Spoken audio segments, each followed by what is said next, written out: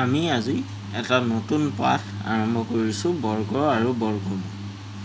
ইয়াৰ কাৰণে প্ৰথমত এটা চানেকি বনাই লৈছোঁ যে মাৰ্বল আমি কেনেকৈ সজাব পাৰিম। এটা মাৰ্বল থাকিলে এটাই হ'ব, দুটা মাৰ্বল এনেকুৱা হয়নে নহয়, এনেকৈ সজাই লৈছোঁ।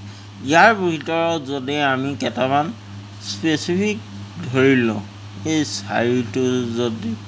চাৰিটো আৰু 9 এই দুটা চানেকি যদি আমি ভালদৰে চাওঁ, তেনেহ'লে এই দুটা চানেকিত আমাৰ শাৰী যেটা আছে স্তম্ভও সিমানকেইটাই আছে। স্তম্ভকেইটা দুটা আছে, শাৰীও দুটা। ইয়াতো যদি চাওঁ স্তম্ভ 3টা আছে, শাৰীও কেইটা 3টা। এতিয়া প্ৰতিটো স্তম্ভত কেইটা মাৰ্বেল আছে? এটা দুটা। প্ৰতিটো শাৰীত কেইটা মাৰ্বেল আছে? এটা দুটা। ইয়াতো আমি যদি চাওঁ প্ৰতিটো স্তম্ভত এটা দুটা তিনিটাকৈ মাৰ্বল আছে, হয়নে নহয়? আৰু প্ৰতিটো শাৰীত কেইটাকৈ? 1 2 3 1 2 3 1 2 3। ইয়াত 4 আৰু 9ৰ কাৰণে আমাৰ কি প্ৰতিটো আমাৰ স্তম্ভ যিমানকেইটা আছে শাৰীও সিমানকেইটাই আছে। তাৰ উপৰি আমি আৰু এক ধৰণে ক'ব পাৰোঁ যে প্ৰতিটো স্তম্ভত আৰু প্ৰতিটো শাৰীত সমান সংখ্যক মাৰ্বল গুটি সজাব পাৰি, হয়নে নহয়? তেনেকুৱা ধৰণে আমি যদি আৰু সংখ্যা, মই ইয়াত মাত্ৰ 10লৈকে সজাইছোঁ, আমি যদি আৰু সংখ্যা সজাওঁ, এইটো আৰুটো বাদ দিওঁ, 16, তাৰপিছত তোমাৰ 25, 36, এইকেইটা সংখ্যাটো আমি কি পাম? শাৰী যিমানটা থাকিব সিমানটাই স্তম্ভ থাকিব, বা প্ৰতিটো শাৰীত আৰু প্ৰতিটো স্তম্ভত সমান সংখ্যক মাৰ্বেল থাকিব। এনেকুৱা সংখ্যাবোৰক আমি কেনেধৰণে লিখিব পাৰোঁ চাওঁ। 4ক আমি 2 পূৰণ 2 বা ইয়াক 2 বৰ্গ হিচাপে লিখিব পাৰোঁ। 9ক আমি 3 পূৰণ 3 বা 3 বৰ্গ হিচাপে লিখিব পাৰোঁ। 16ক আমি 4 পূৰণ 4 বা 4 বৰ্গ হিচাপে লিখিব পাৰোঁ। তেনেধৰণে 25ক আমি 5 পূৰণ 5 বা 5 বৰ্গ হিচাপে লিখিব পাৰোঁ। ইয়াত 2 পূৰণ 2 কিয় লিখিছোঁ? দুটা মাৰ্বেল আছে, কেইটা স্তম্ভত? দুটা স্তম্ভত 2 পূৰণ 2। ইয়াত 9ত কেইটা স্তম্ভ আছে? 3টা স্তম্ভ। প্ৰতিটো স্তম্ভত কেইটা আছে? 3টাকৈ, হয়নে নহয়? 3 পূৰণ 3, মানে 3ক আমি 3 বাৰ যোগ কৰিম।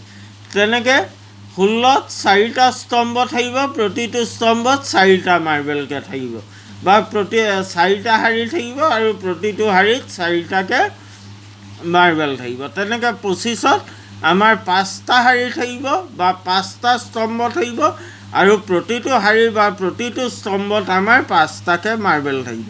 তেনেধৰণে আমি 36কো লিখিব পাৰোঁ, 6 পূৰণ 6 সমান 6 বৰ্গ। এই সংখ্যাকেইটাক যদি আমি চাওঁ, 4 9 16 25 আৰু 36, এই সংখ্যাবোৰক আমি এটা স্বাভাৱিক সংখ্যাৰ বৰ্গ হিচাপে লিখিব পাৰোঁ, হয়নে নহয়? বা ইয়াক এনেধৰণেও ক'ব পাৰি, আমি যদি বিয়োগ 2 দুবাৰ পূৰণ কৰোঁ, বিয়োগ 2 পূৰণ বিয়োগ 2, তেনেহ'লে আমি কিমান পাম? মানে বিয়োগ 2 বৰ্গ সমান কিমান পাম? 4 পাম। বিয়োগ যোগ হৈ যাব, আৰু 2 পূৰণ 2 কিমান পাম আমি? 4। এনেকুৱাবোৰ সংখ্যা, যিবোৰ সংখ্যাক এটা অখণ্ড সংখ্যাৰ বৰ্গ হিচাপে আমি দেখাব পাৰোঁ, তেনেকুৱা সংখ্যাবোৰক আমি পূৰ্ণ সংখ্যা বুলি কওঁ। প্ৰতিটো সংখ্যা যাক আমি কোনো এটা অখণ্ড সংখ্যাৰ বৰ্গ হিচাপে দেখাব পাৰিম, তাক আমি পূৰ্ণবৰ্গ বুলি কওঁ। 1 বৰ্গ সমান কি হ'ব 1 হয়নে নহয়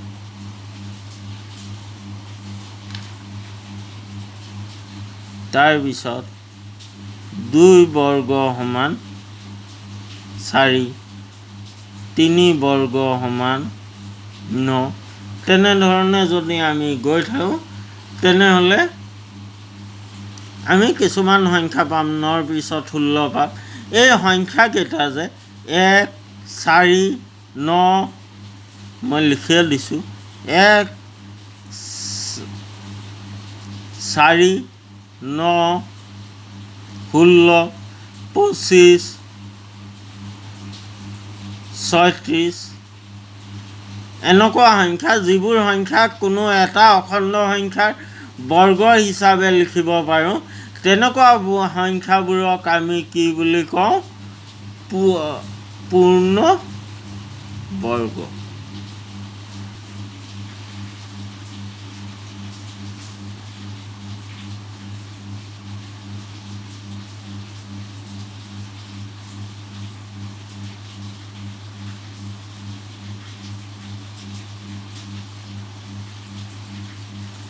এনেকুৱা যিকোনো সংখ্যা যাক আমি কোনো এটা অখণ্ড সংখ্যাৰ বৰ্গ হিচাপে দেখাব পাৰোঁ তাকে আমি পূৰ্ণ বৰ্গ বুলি কওঁ এতিয়া তোমালোকে ক'ব পাৰিবানে এইটো সংখ্যা পূৰ্ণ বৰ্গ হয়নে নহয় ইয়াকো আমি এনেধৰণে দেখাব পাৰোঁ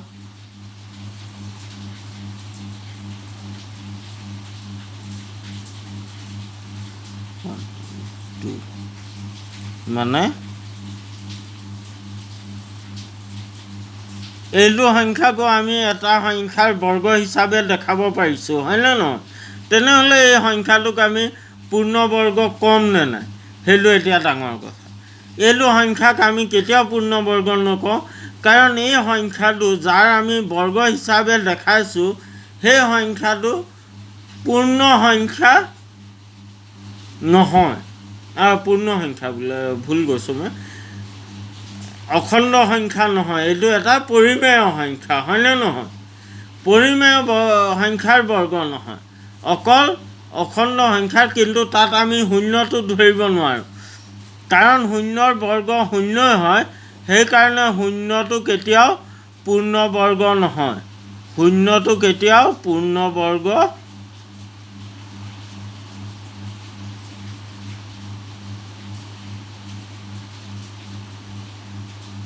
নহয়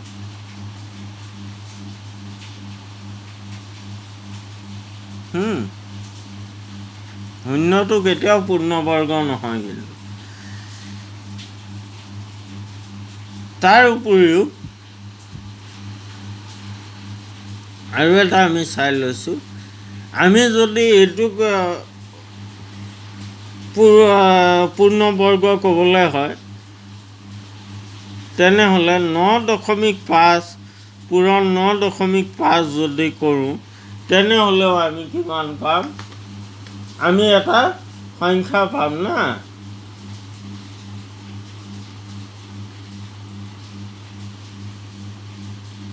সমান আমি পাম 90.25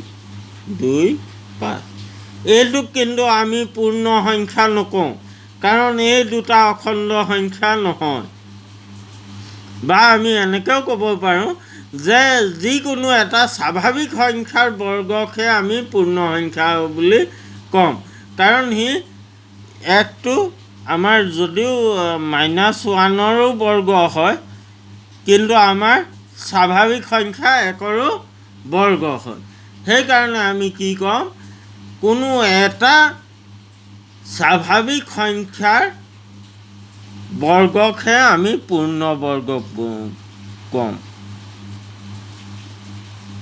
যি মই লিখি দিছোঁ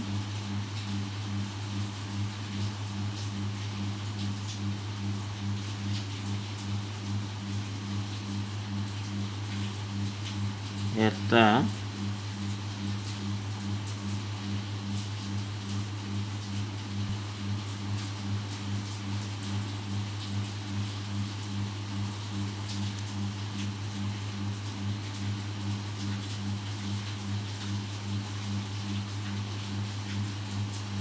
বৰ্গ